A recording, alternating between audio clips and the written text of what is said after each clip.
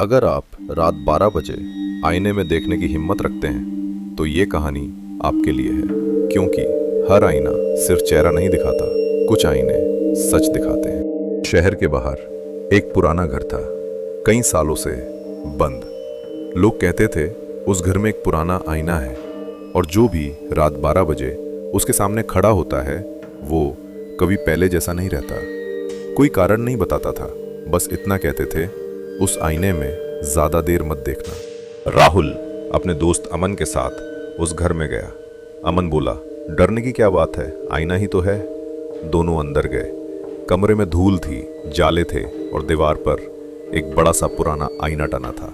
आईने का शीशा थोड़ा धुंधला था। राहुल ने मजाक में कहा, चल 12 बजे तक रुकते हैं। रात हो गई, घड़ी ने 12 बजाए।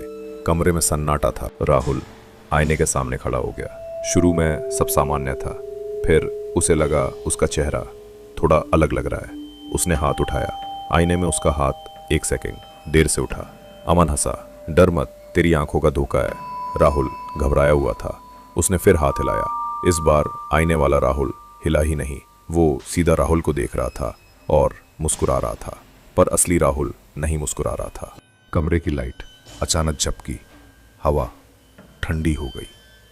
आईने में दिख रहा राहुल धीरे धीरे अपना सिर टेढ़ा करने लगा।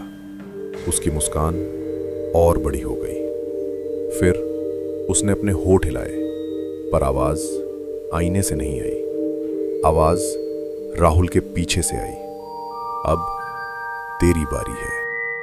अमन ने पीछे मुड़कर देखा, कोई नहीं था।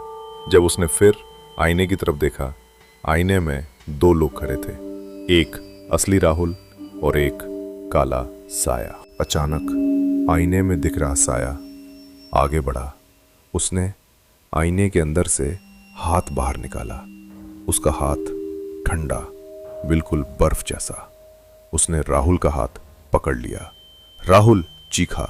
अमन ने उसे खींचने की कोशिश की, पर आईने के अंदर वाला राहुल बाहर आने लगा और असली राहुल धीरे धीरे आईने के अंदर जाने लगा।